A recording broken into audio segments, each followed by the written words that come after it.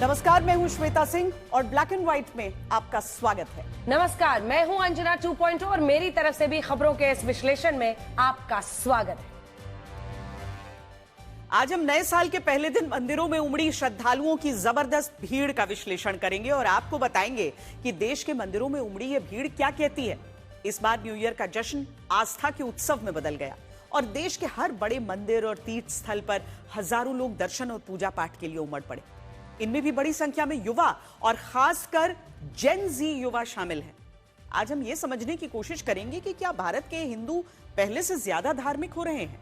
बड़ी बात यह है कि 1 जनवरी को न ही पूजा पाठ की बाध्यता है, न ही कोई धार्मिक अनिवार्यता है, न तो कोई विशेष त्योहार है, न ही कोई खास तिथि। फिर भी इस दिन मंदिरों में बड़ी संख्या में लोग पहुंचे।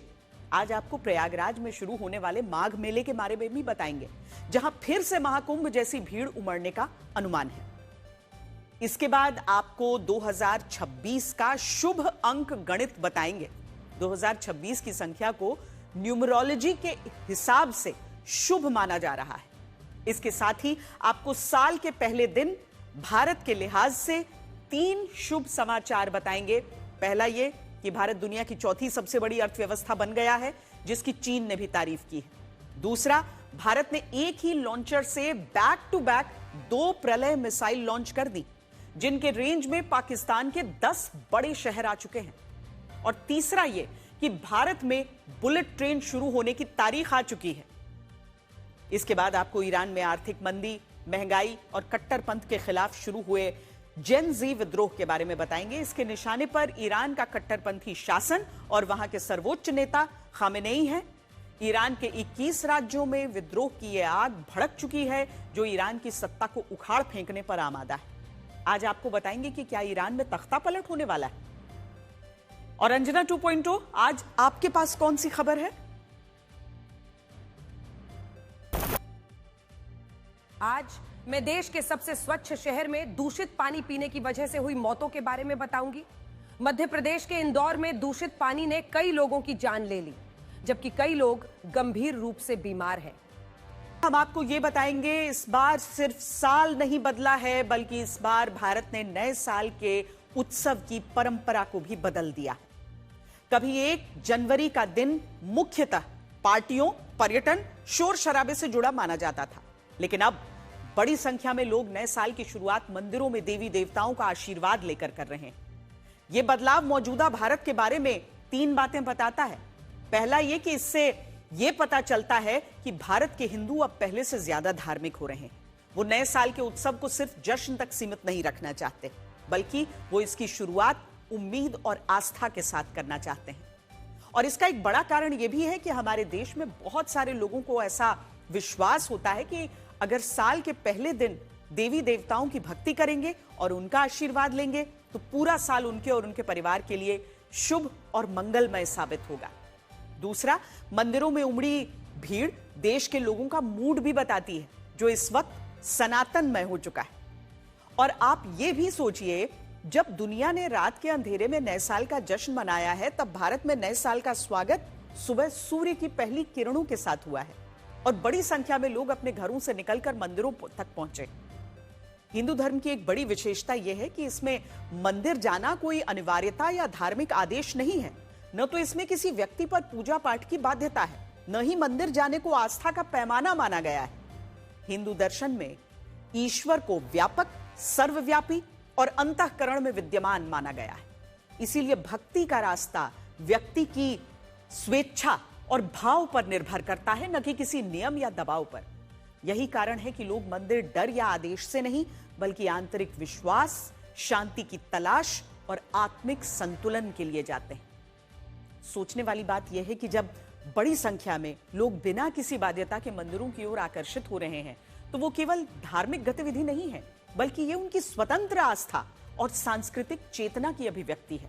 और आज नए साल के मौके पर देश भर के मंदिरों में इसी अभिव्यक्ति को आप महसूस कर सकते हैं। यहां एक दिलचस्प बात यह है कि पूरे भारत में 6,48,907 मंदिर हैं, जिनमें उत्तर भारत के मुकाबले दक्षिण भारत के राज्यों में मंदिरों की संख्या ज्यादा है। तमिलनाडु में सबसे अधिक 79,000 मंदिर हैं, महाराष्ट्र में 77,000 मंदिर हैं, कर्नाटक में 61,000 मंदिर हैं, पश्चिम बंगाल में 53,500 मंदिर हैं और गुजरात में 50,000 मंदिर हैं। जो हिंदी बेल्ट जिसे कहा जाता है उसके राज्य हैं, उनमें उत्तर प्रदेश में 37,000, राजस्थान में 39,000, मध्य प्रदेश में 28,000, बिहार में 29,000, झारखंड में 14,500, छत्तीसगढ़ में 9,000, हरियाणा में 10,000 और दिल्ली में लगभग 5,000 मंदिर हैं। लेकिन इसके बावजूद हिंदी बेल्ट के इन राज्यों में ज्यादा लोग नए साल के मौके पर मंदिरों में दर्शन करने पहुंच रहे हैं। आप उत्तर प्रदेश के काशी विश्वनाथ मंदिर की तस्वीरों को देखिए, जहां सिर्फ आज के दिन 5 लाख लोगों के पहुंचने का अनुमान रहा। वृंदावन के श्री बांके बिहारी मंदिर में 4 लाख, अयोध्या में राम मंदिर में 6 लाख, उज्जैन में महाकाल मंदिर में 8 लाख लोगों के पहुंचने का अनुमान रहा। इसके अलावा आप उत्तर प्रदेश के मिर्जापुर से आई तस्वीरों को देखिए, जहां देर रात से ही मां विंध्यवासिनी मंदिर के बाहर लोगों की भारी भीड़ जुटना शुरू हो गई। और यही हाल लखनऊ के प्रसिद्ध हनुमान सेतु मंदिर में भी दिखाई दिया। अनुमान है कि नए साल के मौके पर 50,000 से ज्यादा लोगों ने हनुमान सेतु मंदिर में दर्शन किए हैं। और यहां बात सिर्फ उत्तर प्रदेश के मंदिरों की नहीं है। सीकर के श्री खाटू श्याम मंदिर में नए साल के स्वागत के साथ एकादशी और द्वादशी का मासिक मेला चल रहा है, जिसमें 50 लाख लोगों के जाने का अनुमान रहा। यह संख्या न्यूजीलैंड जैसे देश की कुल आबादी के बराबर है। और अभी श्री खाटू श्याम मंदिर में भारी भीड़ को देखते हुए 4,000 से ज्यादा पुलिसकर्मी और सुरक्षाकर्मी तैनात किए गए हैं। भीड़ के कारण 30 दिसंबर से 1 जनवरी के बीच मंदिर के कपाट 24 घंटे खोलकर रखने का फैसला हुआ। इसी तरह की भीड़ माता श्री वैष्णो देवी मंदिर में है, जहां एक ही दिन में 45,000 श्रद्धालुओं के पहुंचने के बाद यात्रा पंजीकरण को कुछ समय के लिए बंद कर दिया गया। और उज्जैन के महाकाल मंदिर और शिरडी के साईं बाबा मंदिर में भी लाखों लोग नए साल के अवसर पर दर्शन करने पहुंचे। ये तस्वीरें आज नए साल पर भक्ति में डूबे भारत के बारे में काफी कुछ बता रही हैं। सभी साईं भक्तों से नम्र निवेदन है।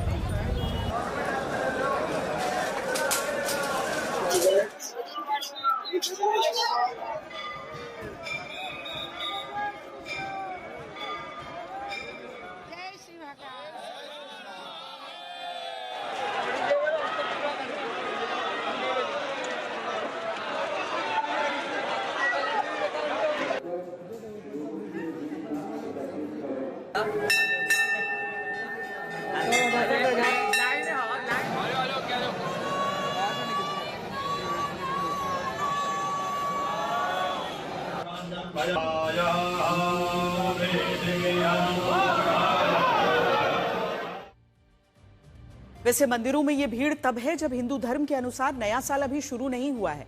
हिंदू धर्म में तारीखों की गणना जिस कैलेंडर के अनुसार होती है उसे विक्रम संवत कहते हैं। और इसके अनुसार सनातन धर्म में नया साल 19 मार्च 2026 को शुरू होगा, जब चैत्र महीने के शुक्ल पक्ष की पहली तिथि होगी।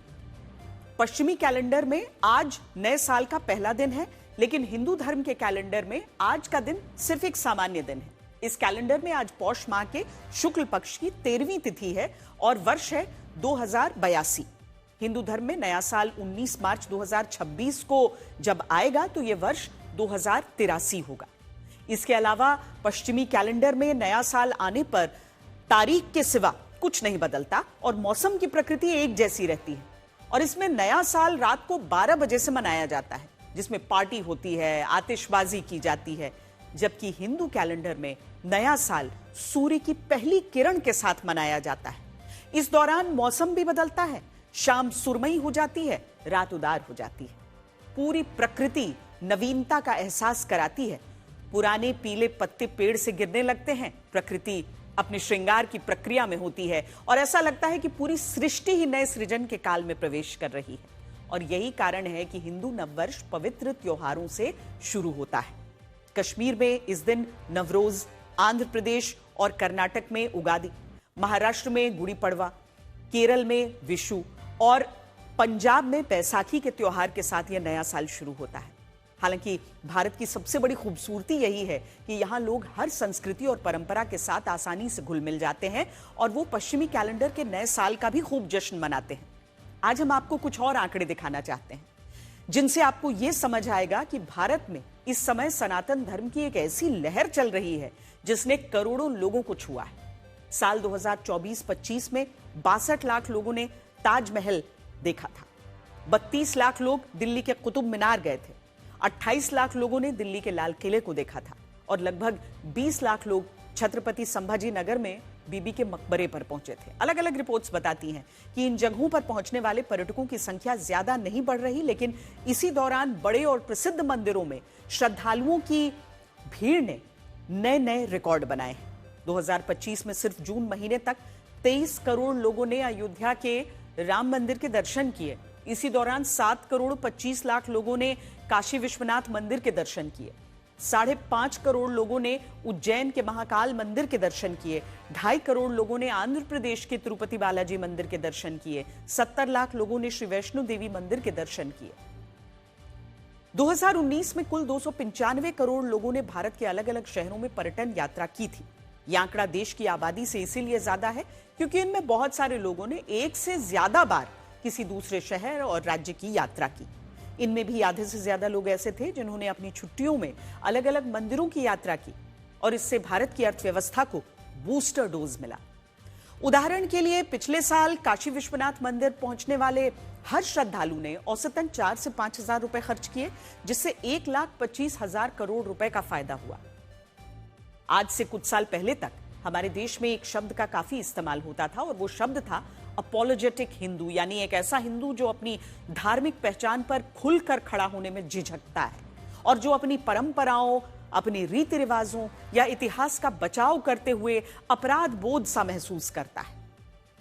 इस शब्द पर राजनीति भी काफी होती थी, लेकिन हाल ही में प्यू रिसर्च ने एक सर्वे किया जो यह बताता है कि अब भारत के हिंदू अपॉलोजेटिक नहीं रहना चाहते।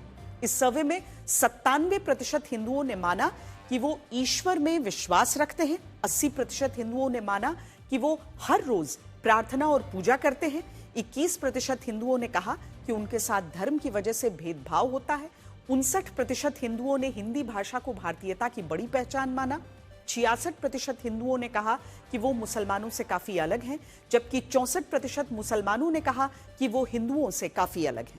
81% हिंदुओं ने यह भी कहा कि वो गंगा की पवित्रता पर पूरा विश्वास करते हैं, 77% हिंदुओं ने कर्म को जरूरी बताया और 90% हिंदुओं ने कहा कि उन्हें अपनी धार्मिक पहचान और अपनी संस्कृति पर गर्व है। अगर आप इस सर्वे और नए साल पर मंदिरों में उमड़ी भीड़ को एक साथ देखेंगे तो आपको यह समझ आएगा कि भारत का इस वक्त मिजाज क्या है और लोगों में सनातन धर्म को लेकर कैसे आस्था बढ़ रही है। आपको याद होगा साल 2025 में प्रयागराज के महाकुंभ की पूरी दुनिया में चर्चा हुई थी और इस महाकुंभ में लगभग 66 करोड़ लोग पहुंचे थे। यह आस्था का वो महापर्व था जो भारत की संस्कृति को एक बड़े मंच पर लेकर आया था और अब साल 2026 में भी ऐसा ही होने वाला है। उत्तर प्रदेश के प्रयागराज में महाकुंभ मॉडल पर 3 जनवरी से 15 फरवरी के बीच माघ मेले का आयोजन होगा, जिसमें 12 से 15 करोड़ लोगों के शामिल होने की संभावना है।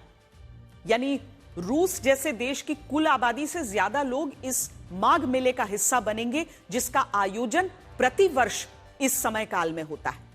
यह मेला प्रयागराज के उन्हीं घाटों पर आयोजित होता है जहां पर महाकुंभ का आयोजन हुआ था। माघ मेला हिंदू धर्म का एक ऐसा प्रमुख धार्मिक और आध्यात्मिक आयोजन है जो हर वर्ष माघ महीने में आयोजित होता है। आप में से बहुत सारे लोग ऐसे होंगे जिन्हें अंग्रेजी कैलेंडर के सभी महीनों का नाम जुबान पर रटा होगा, लेकिन आपको शायद ये नहीं पता होगा कि हिंदू कैलेंडर या हिंदू पंचांग में 11वें महीने को माघ का महीना कहा जाता है और यह महीना फागुन के आखिरी महीने से पहले आता है। मान्यता है कि माघ के महीने में देवी देवता स्वयं पृथ्वी पर आते हैं। इस दौरान प्रयागराज का संगम क्षेत्र दिव्य ऊर्जा से भर जाता है। पद्म पुराण और अन्य ग्रंथों में यह भी कहा गया है कि माघ मास में संगम में स्नान करने से पापों का नाश होता है और मोक्ष की भी प्राप्ति होती है। हालांकि माघ का मेला कुंभ के मेले से अलग होता है। कुंभ मेले का आयोजन हर 4 साल में एक बार होता है। अर्ध कुंभ का आयोजन 6 वर्ष में एक बार होता है। महाकुंभ का आयोजन 12 सालों में एक बार होता है। लेकिन माघ मेले का आयोजन हर वर्ष होता है और इस बार भी यह 3 जनवरी से 15 फरवरी तक चलने वाला है। इस बार के माघ मेले में कुल 6 पवित्र स्नान होंगे, जिनमें पहला स्नान पौष पूर्णिमा के अवसर पर 3 जनवरी को होगा और अंतिम स्नान महाशिवरात्रि के अवसर पर 15 फरवरी को होगा। और बड़ी बात यह है कि इस माघ मेले के लिए महाकुंभ की तरह ही प्रयागराज में टेंट सिटी बनाई गई है।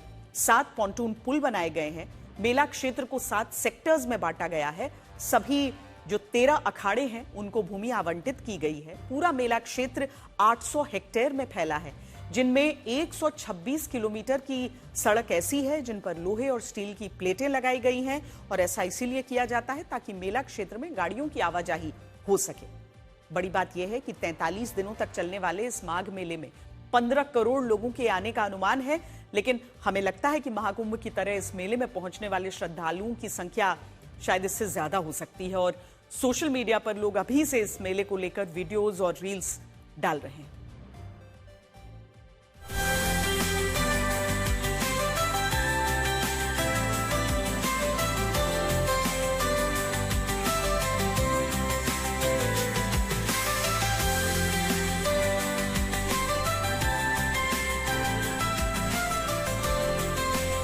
तो संगम की रहती में यहाँ तो जितने दिन रहे हम लोग सोचते हैं जितने दिन रहे उतना ही अच्छा है। तो 1 महीने में खत्म हो जाता है। हम तो सोचते हैं और चलिए 1 महीना।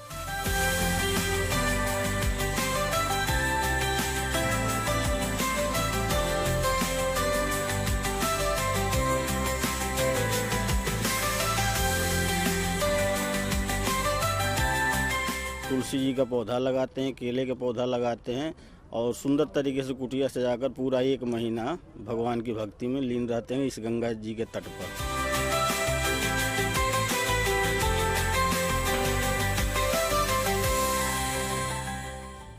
हम उन लोगों की बात करना चाहते हैं जो नए साल के मौके पर नाइट क्लब और डिस्कोथेक में पार्टी कर रहे थे। आपको यकीन नहीं होगा कि तेलंगाना में नए साल के मौके पर 1350 करोड़ रुपए की शराब की बिक्री हुई है। इनमें बियर की 7,78,000 बोतलों की बिक्री हुई और बाकी शराब की 8,30,000 बोतलों की बिक्री हुई। 29, 30 और 31 दिसंबर को तेलंगाना में हर घंटे 18 करोड़ 75 लाख और हर मिनट 21 लाख रुपए की शराब की बिक्री हुई। और इससे आप ये समझ सकते हैं कि हमारे देश में नए साल के मौके पर पार्टी करने वाले लोगों की भी कमी नहीं है। अगर मुंबई की बात करें तो अकेले मुंबई में शराब पीकर गाड़ी चलाने और ट्रैफिक नियमों का उल्लंघन करने के लिए नए साल के मौके पर 13,700 चालान काटे गए, जिससे ट्रैफिक पुलिस को 1 करोड़ 31 लाख रुपए की जुर्माना राशि मिली। दिल्ली में भी शराब पीकर गाड़ी चलाने के लिए 800 से ज्यादा चालान काटे गए। इसके अलावा ऑनलाइन डिलीवरी एप्स पर मिक्स नमकीन, आलू भुजिया, मूंगफली और चिप्स जैसी रेडी टू ईट स्नैक्स मंगाए गए। बहुत सारे लोगों ने पैक्ड आइस क्यूब्स भी ऑर्डर किए, जिससे आप ये समझ पाएंगे कि इतनी ठंड में भी भारत के लोग कैसे पार्टी कर रहे थे। और खाने में स्विगी पर 2 चीजें सबसे ज्यादा ऑर्डर हुई।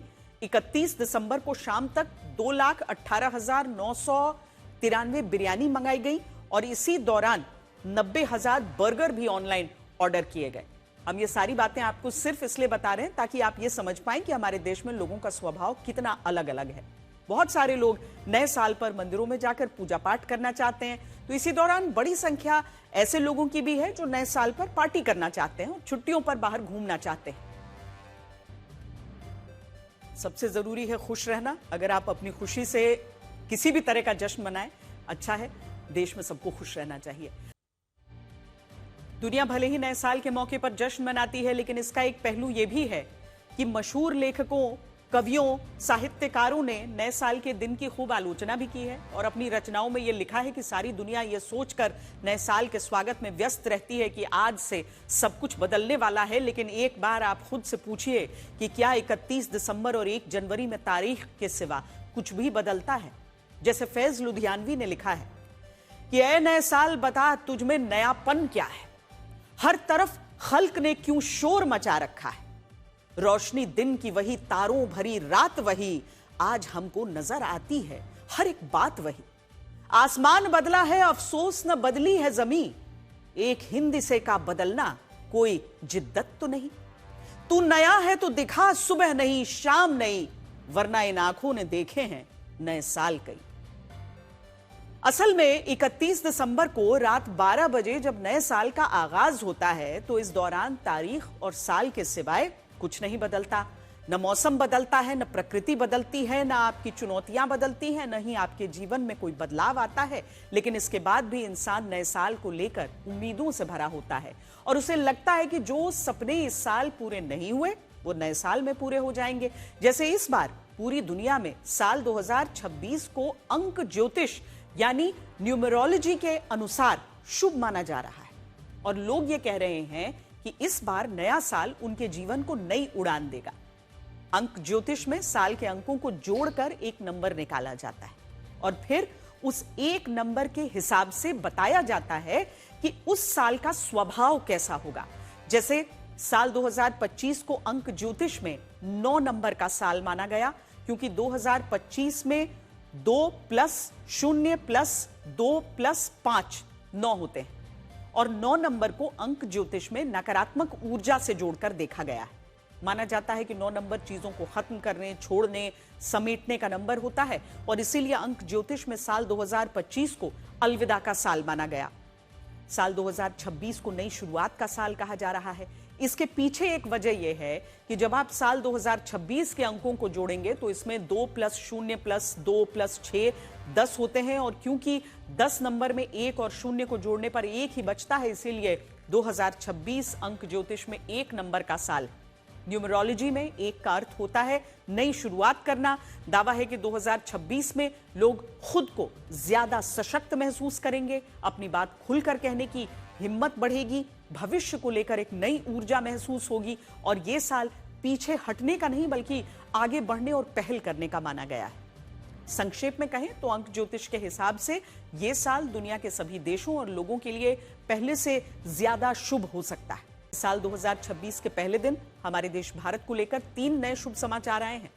इसमें पहला शुभ समाचार बुलेट ट्रेन को लेकर है और आज रेल मंत्री अश्विनी वैष्णव ने नए साल के मौके पर बताया है कि 15 अगस्त 2027 तक भारत को उसकी पहली बुलेट ट्रेन मिल जाएगी। बुलेट का 2027 में आप सब अभी से टिकट खरीद लो। अच्छा चलो, आपको पहली जर्नी फ्री कराएंगे। पहला सेक्शन है सूरत से बिलीमोरा ओपन होगा, उसके बाद में वापी से सूरत ओपन होगा, उसके बाद में वापी से अहमदाबाद ओपन होगा और उसके बाद में ठाणे से अहमदाबाद ओपन होगा, फिर मुंबई से अहमदाबाद होगा। ये 1 by 1 सीक्वेंस। हाँ, अंडर बता सकते थे 2027 का अगस्त 2026, 15 अगस्त 2027। तो अमेरिका, रूस और चीन के बाद दुनिया का चौथा सबसे बड़ा रेल नेटवर्क भारत में है, लेकिन इसके बावजूद बुलेट ट्रेन के लिए भारत ने लंबा इंतजार किया है। भारत में पहली बार 2009-10 के केंद्रीय बजट में बुलेट ट्रेन चलाने का प्रस्ताव पेश हुआ था और इसके बाद 2014 में प्रधानमंत्री नरेंद्र मोदी ने मुंबई से अहमदाबाद के बीच हाई स्पीड रेल कॉरिडोर बनाने को औपचारिक मंजूरी दी थी।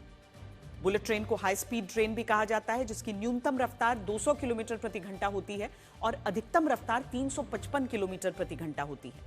आज अगर आप अहमदाबाद से मुंबई जाने के लिए सामान्य ट्रेन में सफर करते हैं तो आपको लगभग 7 से 8 घंटे का समय लगता है, लेकिन अगर आप बुलेट ट्रेन से यह दूरी तय करते हैं तो इसमें सिर्फ 2 घंटे 7 मिनट लगेंगे। दुनिया में सिर्फ 22 देश ऐसे हैं जिनके पास बुलेट ट्रेन के लिए हाई स्पीड रेल नेटवर्क है और अब भारत भी इस क्लब में शामिल हो सकता है। भारत की पहली बुलेट ट्रेन कई मायनों में खास होगी। इसकी अधिकतम स्पीड 350 किलोमीटर प्रति घंटा होगी और ऑपरेटिंग स्पीड 320 किलोमीटर प्रति घंटा। ऑपरेटिंग स्पीड को बुलेट ट्रेन की वास्तविक गति भी कहा जाता है। अभी मुंबई से अहमदाबाद के बीच बुलेट ट्रेन के लिए 508 किलोमीटर लंबा रेल नेटवर्क बनाया जा रहा है।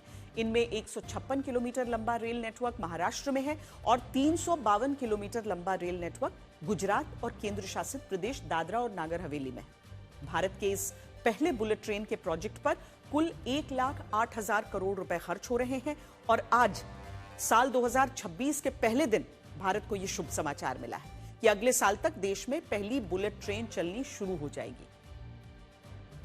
यहां आपको यह भी समझना होगा कि भारत में अगर बुलेट ट्रेन चलती है तो वो सिर्फ एक नई ट्रेन नहीं होगी, बल्कि वो तकनीक, आत्मविश्वास और भारत की दिशा का प्रतीक भी बनेगी। इससे वैश्विक मंच पर भारत को नई और आधुनिक पहचान मिलेगी और आप भी जब इस बुलेट ट्रेन में सफर करेंगे तो यह ट्रेन आपको एहसास कराएगी कि भारत अब बहुत आगे निकल चुका है और अब भारत में बुलेट ट्रेन का चलना सिर्फ एक सपना नहीं है।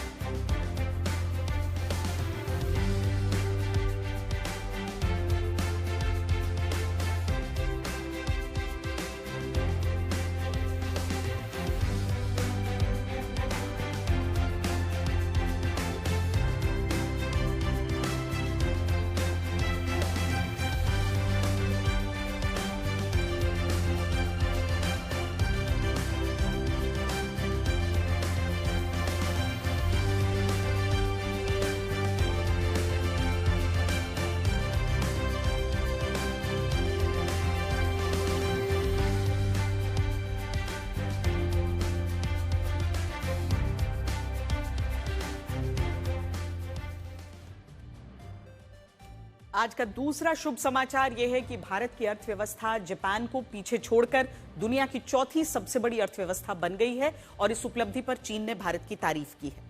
चीनी सरकार की प्रवक्ता यू जिंग ने कहा, भारत का उभार दिखाता है कि असली ताकत इतिहास से सीखने, सच्चाई स्वीकार करने और भविष्य की जिम्मेदारी लेने से आती है। यह बयान सिर्फ तारीफ नहीं है, बल्कि सॉफ्ट डिप्लोमेसी और एशिया में भारत की बढ़ती भूमिका की स्वीकृति भी है। इससे यह भी पता चलता है कि भारत अब केवल तेजी से बढ़ती अर्थव्यवस्था नहीं, बल्कि वैश्विक आर्थिक शक्ति बनने की ओर बढ़ रहा है और यह बात अब चीन जैसे प्रतिस्पर्धी देश भी मानने लगे हैं। आज अमेरिका की अर्थव्यवस्था 2,753 लाख करोड़ रुपए की है। चीन की अर्थव्यवस्था 1,745 लाख करोड़ रुपए की है। जर्मनी की अर्थव्यवस्था 450 लाख करोड़ रुपए की है और चौथे स्थान पर भारत की अर्थव्यवस्था 376 लाख करोड़ रुपए की है, जबकि जापान की अर्थव्यवस्था 375 लाख करोड़ रुपए की है। हालांकि कुछ लोग ऐसे भी हैं जो भारत की इस उपलब्धि का यह कहते हुए मजाक उड़ा रहे हैं कि भारत प्रति व्यक्ति आय के मामले में जापान से बहुत पीछे है और इस कारण अर्थव्यवस्था के आकार में भारत के लिए जापान को पीछे छोड़ना कोई बहुत बड़ी बात नहीं है। यह बात सही है कि भारत प्रति व्यक्ति आय के मामले में जापान से बहुत पीछे है, लेकिन यहां हमें यह भी देखना होगा कि भारत की आबादी 145 करोड़ है और जापान की आबादी केवल 12.5 करोड़ है। इसके अलावा प्रति व्यक्ति आय के मामले में चीन भी जापान से बहुत पीछे है। चीन में प्रति व्यक्ति सालाना आय 11.5 लाख रुपए है, जबकि जापान में यही प्रति व्यक्ति सालाना आय 30 लाख रुपए है। लेकिन चीन में कोई अपने देश को नीचा नहीं दिखाता। भारत में कुछ लोग ऐसे हैं जो देश की उपलब्धि को भी उपहास का विषय बना देते हैं। हम मानते हैं कि भारत को अब भी एक लंबी यात्रा तय करनी है, लेकिन सवाल यह है कि अगर हम अपने देश की उपलब्धियों में कमियां निकालेंगे और अपने देश का मजाक उड़ाएंगे तो भारत आगे कैसे बढ़ेगा। खैर, नए साल के मौके पर अब आपको तीसरा शुभ समाचार बताते हैं जो भारत की बढ़ती सैन्य ताकत के बारे में है। डीआरडीओ ने साल 2026 की धमाकेदार शुरुआत की है। ओडिशा तट के पास एक ही लॉन्चर से 2 प्रलय मिसाइलों का सफल परीक्षण कर लिया है। प्रलय मिसाइल भारत में निर्मित मिसाइल है जिसकी अधिकतम स्पीड 7,500 किलोमीटर प्रति घंटा है। इसमें 350 किलोग्राम से 1,000 किलोग्राम के वॉरहेड को लगाया जा सकता है और इसकी अधिकतम रेंज 500 किलोमीटर तक है। सरल शब्दों में कहें तो ये मिसाइल आधे पाकिस्तान को अपना निशाना बना सकती है और इसे इंटरसेप्ट करना यानी बीच में रोकना बहुत मुश्किल माना जाता है। यानी ये मिसाइल एक बार लॉन्च हो जाए तो अपने नाम की तरह दुश्मन देश में ये प्रलय ला सकती है। +2, +3 and counting up.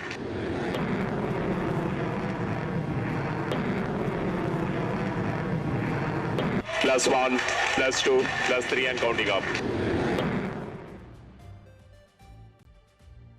अब आपको ये बताते हैं कि किन 3 वजहों से साल 2026 काफी महत्वपूर्ण रह सकता है। इनमें पहली वजह है चुनाव। इस साल 5 राज्यों और केंद्र शासित प्रदेशों में विधानसभा चुनाव होंगे। इनमें पश्चिम बंगाल, असम, तमिलनाडु, केरल और केंद्र शासित प्रदेश पुडुचेरी का नाम शामिल है। बड़ी बात यह है कि इनमें असम और पुडुचेरी में एनडीए की सरकार है और बाकी राज्यों में विपक्षी दलों की सरकारें हैं। इसके अलावा ये वो राज्य भी हैं जहां आज तक बीजेपी की सरकार नहीं बनी। इनमें पश्चिम बंगाल में साल 2011 से मुख्यमंत्री ममता बनर्जी की सरकार है। केरल में 2016 से लेफ्ट पार्टियों की सरकार है। तमिलनाडु में 2021 से डीएमके की सरकार है और मुख्यमंत्री एमके स्टालिन है। इनमें भी पश्चिम बंगाल के चुनावों पर सबकी नजर रहेगी, जहां मुख्यमंत्री ममता बनर्जी की टीएमसी जीत का चौका लगाने की कोशिश करेगी और बीजेपी पश्चिम बंगाल में पहली बार सरकार बनाने के लिए अपनी किस्मत आजमाएगी। दूसरा, इस साल जनगणना का मुद्दा बड़ा रहेगा। साल 2011 के बाद भारत में पहली बार जनगणना का काम शुरू होगा और यह इसीलिए महत्वपूर्ण है क्योंकि पिछले 15 सालों से भारत की अपनी जनगणना का कोई डेटा नहीं है और हमें इस बात की कोई जानकारी नहीं है कि भारत की डेमोग्राफी इन वर्षों में कितनी बदली है, भारत की वास्तविक जनसंख्या कितनी है। भारत में जनगणना होने से यह भी पता चल सकता है कि देश में कितने घुसपैठिए रहते हैं। और तीसरा मुद्दा होगा 1991 के वर्शिप एक्ट का। यह वही कानून है जिसके तहत अयोध्या को छोड़कर बाकी सभी धार्मिक स्थलों पर 15 अगस्त 1947 की यथास्थिति लागू होती है। यानी मथुरा और काशी जैसे मामलों में हिंदू पक्ष इस कानून को चुनौती देता है।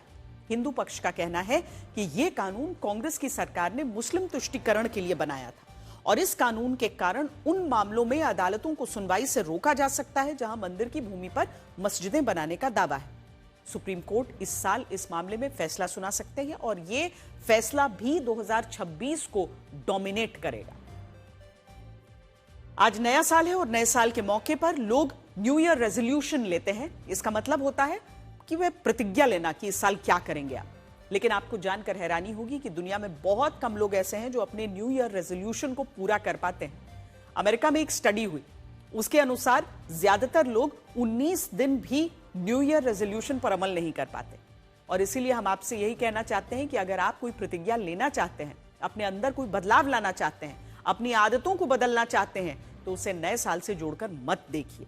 आप ये प्रतिज्ञा कभी भी ले सकते हैं और इन्हें पूरा करने के लिए इच्छा शक्ति जुटा सकते हैं। इस वक्त ईरान विद्रोह की आग में जल रहा है। नेपाल की तरह ही ईरान में जेन जी युवा सड़कों पर उतरे हुए हैं। वो सरकार और उनके सर्वोच्च नेता खामेनेई के खिलाफ डेथ टू द डिक्टेटर का नारा लगा रहे हैं। ईरान के 21 से ज्यादा राज्यों में इस वक्त विद्रोह की आग भड़की हुई है। पिछले 4 दिनों से जेन जी अपने देश की बर्बादी से नाराज होकर सत्ता उखाड़ फेंकने के लिए सड़कों पर है। आर्थिक प्रतिबंधों की वजह से ईरान की अर्थव्यवस्था पिछले काफी समय से कमजोर थी, लेकिन अब तो हालात बदतर हो गए हैं। लोगों के पास खाने पीने की चीजों के लिए पैसे नहीं बचे। राजधानी तेहरान समेत अलग अलग शहरों में सैकड़ों की संख्या में प्रदर्शनकारी सड़कों पर उतरे हुए हैं। ईरान सरकार ने सुरक्षा बलों को विद्रोह खत्म करने के लिए हर तरीका अपनाने के निर्देश दिए हैं। सुरक्षा बल तो फायरिंग तक कर रहे हैं, लेकिन इसके बावजूद विद्रोह खत्म नहीं हो रहा। इस विद्रोह की सबसे बड़ी वजह ईरान की महंगाई और डॉलर के मुकाबले रियाल की गिरती कीमत है। ईरान में महंगाई की दर 48.6% तक पहुंच गई है। सामान्य तौर पर एक स्थिर अर्थव्यवस्था वाले देश की महंगाई दर 2 से 4% रहती है। अगर उससे ज्यादा महंगाई दर हो तो यह माना जाता है कि जरूरी सामान खरीदना वहां आम लोगों के बस से बाहर हो चुका है। सिर्फ यही नहीं, ईरान में खाने पीने की चीजें खरीदना भी मुश्किल हो गया है। ईरान में खाद्य महंगाई दर 72% तक पहुंच गई है। आपको बता दें कि स्थिर अर्थव्यवस्था वाले देश में खाद्य महंगाई दर 1 से 3% सालाना तक ही होती है। इससे ज्यादा हो तो माना जाता है कि उस देश के लोग खाने पीने का सामान मुश्किल से खरीद पा रहे हैं। इससे आप अंदाजा लगा सकते हैं कि ईरान के हालात कितने खराब हैं और वहां के जेन जी अपने ही सरकार और सर्वोच्च नेता के खिलाफ डेथ टू द डिक्टेटर का नारा क्यों लगा रहे हैं। डूब रहे ईरान के हालात उसकी करेंसी इरानियन रियाल से भी पता चलती है। ईरान की मुद्रा रियाल की स्थिति अपने सबसे बुरे दौर में है। डॉलर के मुकाबले ईरान के रियाल की कीमत पिछले 6 महीने में 56% तक गिर गई। आज खुले बाजार में $1 के मुकाबले उसकी कीमत 14,20,000 ईरानियन रियाल तक पहुंच गई है। इसका सीधा सा अर्थ यह है कि ईरान के लिए अब सामान आयात करना लगभग नामुमकिन होता जा रहा है। आयात होने वाले जरूरी सामान जैसे दवाइयां, खाने पीने की चीजें, इलेक्ट्रॉनिक्स बहुत मुश्किल से आ रही हैं, और जो आ चुकी हैं वो इतनी महंगी हैं कि लोग उसे खरीद ही नहीं पा रहे। ईरान में गरीबी भी बहुत तेजी से बढ़ी है। ईरान की गरीबी दर 36% तक पहुंच चुकी है, जो पिछले 10 वर्षों में सबसे ज्यादा है। इसका मतलब यह है कि ईरान के करीब 3 करोड़ लोग गरीबी की वजह से अपनी मूलभूत जरूरतें भी पूरी नहीं कर पा रहे हैं। एक देश के तौर पर ईरान की स्थिति पिछले 3 वर्षों में बद से बदतर हो गई है। 2023 में ईरान की जीडीपी की विकास दर 5.3% थी, जो 2024 में 3.7% हो गई। साल 2025 में यह गिरकर 0.6% तक आ गई है। यह स्थिति दिखाती है कि पिछले 3 वर्षों से ईरान आर्थिक रूप से डूबता हुआ जहाज बन गया है। अब यहां से ऊपर उठना उसके लिए बहुत मुश्किल है। गिरती हुई जीडीपी विकास दर बताती है कि ईरान में आर्थिक मंदी है, बेरोजगारी है, लोगों की खरीद शक्ति कम हो गई है, सरकार की आय कम हो गई है, विदेशी निवेशकों का भरोसा ईरान से खत्म होता जा रहा है। ईरान का युवा सड़कों पर इसीलिए है क्योंकि आर्थिक विकास की जो दर बढ़नी चाहिए थी वो गिर रही है, और जो दरें गिरनी चाहिए जैसे महंगाई, बेरोजगारी, वो सब बढ़ गई। 2024 में ईरान में महंगाई दर 32.6% और बेरोजगारी दर 7.8% थी।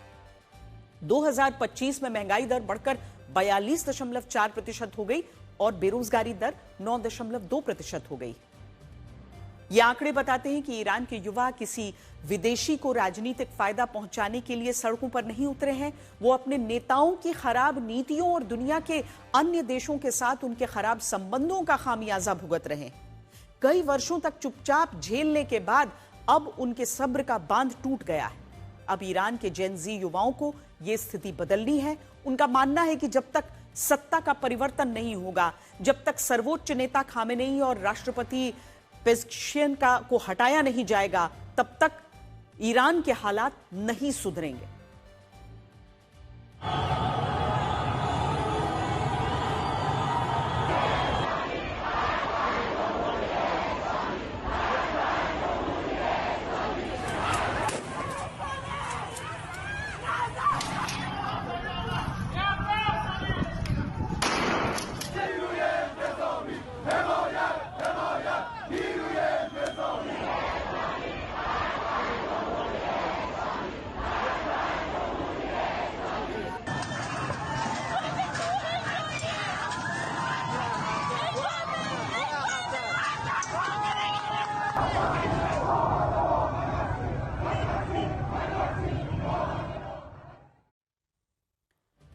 ईरान की सरकार अपने देश के युवाओं का गुस्सा समझ नहीं पा रही। वो अभी भी यह मानकर चल रही है कि उनके देश के युवा किसी अन्य देश या व्यक्ति के बहकावे में आकर आंदोलन में कूद पड़े। ईरान सरकार जेनजी युवाओं के इस विद्रोह को अमेरिका की साजिश मान रही है। ईरान के राष्ट्रपति इस विद्रोह को दुश्मन की साजिश के तौर पर देख रहे हैं। उनका मानना है कि ईरान एक युद्ध लड़ रहा है और दुश्मन देश अब उनको आर्थिक दबाव के जरिए हराने की कोशिश कर रहे हैं।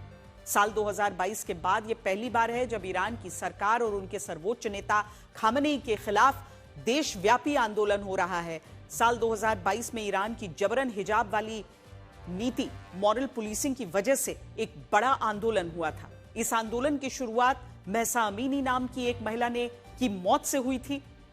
दरअसल जबरन हिजाब पहनाने के लिए महसा अमीनी को ईरान की मोरालिटी पुलिस ने गिरफ्तार कर लिया था और उसके बाद डिटेंशन सेंटर में इतना मारा गया उसे कि वहीं उसकी मौत हो गई थी।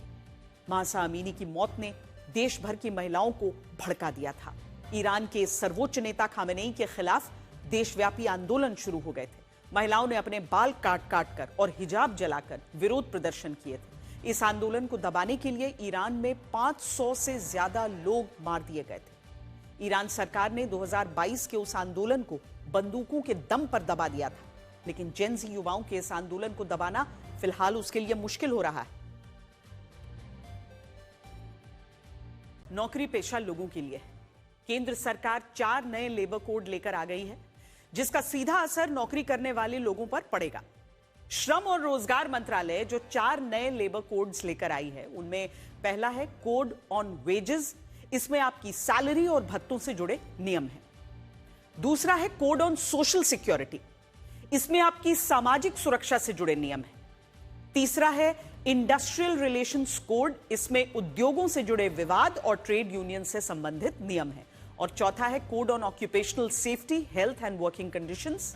इसमें आपके काम करने के दौरान आपकी सुरक्षा, स्वास्थ्य और काम के घंटों से जुड़े नियम हैं। सरकार ने इन नियमों की अधिसूचना जारी कर दी है और 45 दिनों के अंदर लोगों से सुझाव भी मांगे हैं। लोगों के सुझावों को शामिल करने के बाद इस साल अप्रैल से ये नियम लागू कर दिए जाएंगे। नए लेबर कोड्स के आने के बाद कई पुराने नियम बदल जाएंगे। नए लेबर कोड में कुछ खास नियम हैं जिसमें आपके फायदे की बातें हैं, जैसे सप्ताह में कामकाज के अधिकतम 48 घंटे ही होंगे। इनमें आपकी सैलरी कैलकुलेशन 8 घंटे प्रतिदिन के आधार पर ही की जाएगी।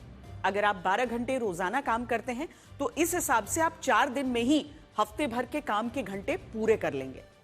और इसके बाद का काम ओवर टाइम माना जाएगा, जिसके लिए कंपनी को दोगुना पेमेंट करना होगा। नए लेबर कोड में महिलाओं को उनकी सहमति के आधार पर नाइट शिफ्ट करने की मंजूरी दे दी गई है। हालांकि महिलाओं की सुरक्षा सुनिश्चित करना अनिवार्य होगा।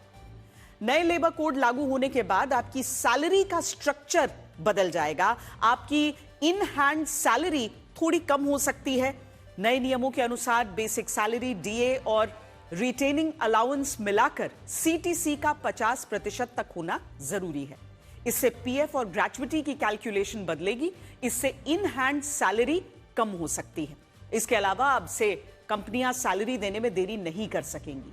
नए नियम के अनुसार दिहाड़ी मजदूरों को शिफ्ट खत्म होने के बाद साप्ताहिक कर्मचारियों को छुट्टी से पहले और मासिक कर्मचारियों को अगले महीने की 7 तारीख तक सैलरी देनी होगी।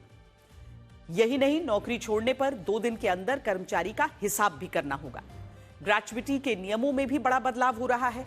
पहले केवल स्थायी कर्मचारी ही ग्रेच्युटी के हकदार थे, लेकिन अब से फिक्स टर्म कॉन्ट्रैक्ट पर काम करने वाले कर्मचारी भी ग्रेच्युटी के हकदार होंगे। अब से 1 साल लगातार काम करने पर भी ग्रेच्युटी मिलेगी। पहले इसके लिए 5 साल की नौकरी जरूरी थी। केंद्र सरकार नेशनल फ्लोर वेज भी लेकर आ गई है। इसमें वो न्यूनतम सैलरी या मजदूरी तय करेगी। कोई भी राज्य उससे कम सैलरी या मजदूरी नहीं दे सकेगा। पहले अलग अलग सेक्टर्स और राज्यों में न्यूनतम वेतन अलग अलग होते थे, लेकिन अब सरकार मजदूरी की न्यूनतम सीमा तय करने जा रही है। इसे सभी राज्यों को मानना होगा। इससे कम सैलरी वाले कर्मचारियों को सीधा फायदा मिलने की उम्मीद है। तो शहर पिछले 8 सालों से लगातार देश में स्वच्छता का सिरमौर बना हुआ हो और स्वच्छता के मामले में सबको पीछे छोड़ चुका हो, वहां कई लोगों की मौत दूषित पानी पीने की वजह से हो जाए तो इससे बुरी बात क्या हो सकती है। इंदौर में कई लोगों की मौत गंदा पानी पीने से हो गई, जबकि 100 से ज्यादा लोग बीमार हैं। इंदौर के भागीरथपुरा में कम से कम 7 लोगों की मौत गंदा पानी पीने की वजह से हो गई और मौत का आंकड़ा बढ़ने की पूरी आशंका बनी हुई है, क्योंकि कई लोग गंभीर बीमार हैं। मौत के आंकड़ों को लेकर प्रशासन और स्थानीय लोगों के दावों में भी विरोधाभास बना हुआ है। जांच में पानी की सप्लाई लाइन में लीकेज मिला और उसी जगह एक शौचालय बना हुआ है। इसी लीकेज की वजह से पीने का पानी दूषित हो गया। कांग्रेस का आरोप है इंदौर नगर निगम ने पानी की सुविधा के लिए 2200 करोड़ रुपए खर्च किए गए, उसके बाद भी लोगों को जहरीला पानी पीना पड़ रहा है। कांग्रेस भ्रष्टाचार के गंभीर आरोप लगा रही है। धुरंधर फिल्म का एक गाना देश भर में छाया हुआ है, जिसे लोग भले गा नहीं पा रहे हो, लेकिन उसकी धुन पर थिरक सभी रहे हैं। अब उत्तर प्रदेश के अमरोहा जिले के एक स्कूल में इस गाने पर डांस को लेकर धार्मिक विवाद शुरू हो गया है, क्योंकि इस गाने पर जो लड़के डांस कर रहे थे उन्होंने बुर्का पहना हुआ था। धुरंधर फिल्म के एक गाने पर स्कूल में डांस हुआ, जिससे कुछ मुस्लिम संगठन नाराज हो गए। समस्या ना गाने से थी ना ही डांस से, समस्या थी डांस के दौरान बुर्का पहनने से। 29 दिसंबर को एक स्कूल में कार्निवल के समापन के दौरान कुछ छात्रों का शो था। इस दौरान कुछ छात्रों ने बुर्का पहनकर डांस किया। आरोप है कि इस दौरान कुछ छात्रों ने अभद्रता भी की। बाद में डांस का ये वीडियो वायरल हो गया। इसे मुस्लिम संगठनों ने अपमानजनक माना और विरोध करते हुए कार्रवाई की मांग की।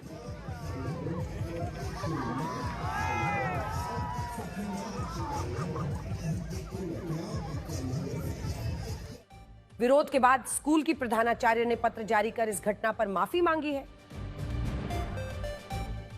बिजनौर में नशे की हालत में एक सिर फिरे लड़के ने एक नाबालिग लड़की को बंधक बना लिया। ये लड़की अपनी दोस्तों के साथ बाजार से लौट रही थी, तभी एक लड़के ने उसकी गर्दन पर चाकू रख दिया और पैसों की डिमांड शुरू कर दी। आरोपी नोएडा से बाराबंकी जा रहा था और रास्ते में ट्रेन से उतरकर नजीबाबाद पहुंच गया और इस घटना को अंजाम दिया। बिजनौर के नजीबाबाद में एक सिर फिरे लड़के ने चाकू की नोक पर एक नाबालिग लड़की को बंधक बना लिया और अजीबोगरीब डिमांड करने लगा। लड़की की चीख पुकार पर भीड़ जमा हो गई और वहीं गश्त कर रही पुलिस ने उसे समझाने की कोशिश की। नहीं माना तो उसे बातों में उलझाकर दबोच लिया। करीब 30 मिनट तक ये हंगामा चलता रहा। घटना एक कपड़ा बाजार की है, जहां लड़कियां खरीदारी के लिए आई थी। आरोपी बाराबंकी का रहने वाला है और नोएडा में काम करता है। पूछताछ में पता चला है कि इस पर 15 दिन से जेल जाने की सनक सवार थी और इसी सनक में उसने ऐसा खौफनाक कदम उठाया। घटना के वक्त ये आरोपी नशे में था। पुलिस आरोपी की आपराधिक हिस्ट्री भी खंगाल रही है।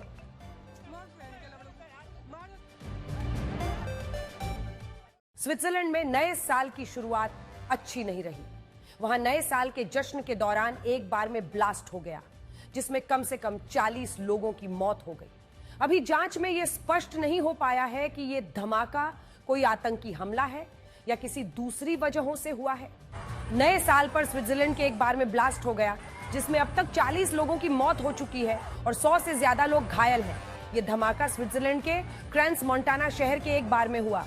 ब्लास्ट के बाद बार में आग लग गई, जिसमें फंसकर कई लोग झुलस गए। इस बार में नए साल के मौके पर जश्न और पार्टियां चल रही थीं और लोगों की भारी भीड़ जमा थी। इसी दौरान यह धमाका हो गया। जिस इमारत में यह बार है, धमाके के बाद वो भी आग की लपटों में घिर गई। हालांकि यह धमाका किन कारणों से हुआ, यह स्पष्ट नहीं हो पाया है। पुलिस इसकी जांच में जुटी है। अमेरिका के न्यूयॉर्क शहर को पहला मुस्लिम मेयर मिल गया। ज़ोहरान ममदानी ने आधी रात के बाद कुरान पर हाथ रखकर मेयर पद की शपथ ली। ममदानी के मेयर बनने के बाद यह सवाल भी पूछा जा रहा है कि क्या यह न्यूयॉर्क में कट्टरपंथ की शुरुआत है। भारतीय मूल के ज़ोहरान ममदानी गुरुवार को आधी रात के बाद न्यूयॉर्क शहर के मेयर बन गए। उन्होंने मैनहट्टन के एक ऐतिहासिक बंद पड़े सबवे स्टेशन पर मेयर पद की शपथ ली और शपथ लेते समय उन्होंने कुरान पर हाथ रखा। Zohran Kwame Mamdani do solemnly swear that I will support the Constitution of the United